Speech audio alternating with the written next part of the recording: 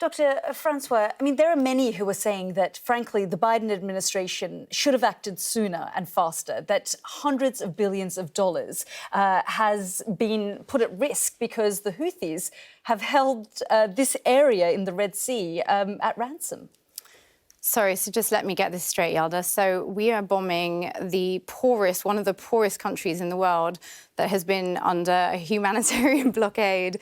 There has been famine. These people have been decimated.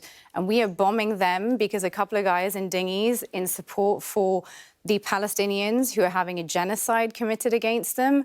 They're objecting to that, and we're bombing them. Come on now. I mean, this is just an insane world for us to even think. I'm so sorry your Amazon packages are delayed. I really am. Like, I wish mine came on time.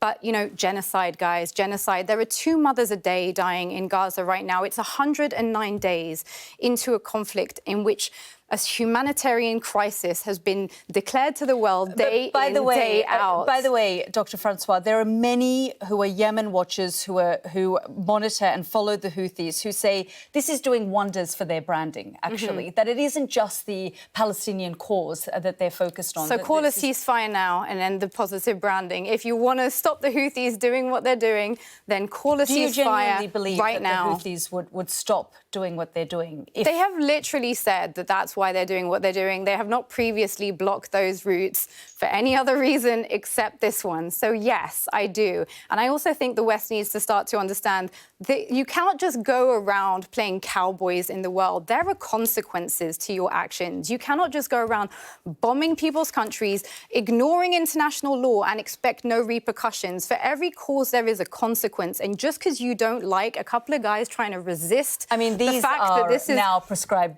terrorists. Sure, according to Western governments, well, they are also terrorist according to the Yemeni people, because they've which is a Saudi-backed government, which is essentially our. But the Yemenis who live, under Houthi rule talk about the fact that this group continues to terrorise them as well. Yeah, I'm no fan of the Houthis, apart from when they're blockading in favour of a ceasefire, which should have been called a long time ago.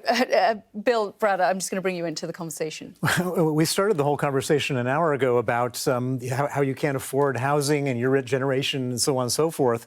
These people are creating a total trade blockade, which is causing inflation, which is causing all sorts of problems to everybody. 25,000 people are dead in Gaza right now. There are over 60,000 people injured with no access to food, water, aid. How dare we have a conversation about trade when there are children right now being treated without anaesthetic? Well, there are things that require us to make some sacrifices, and this would be one of them. They do have the global economy, global markets hostage.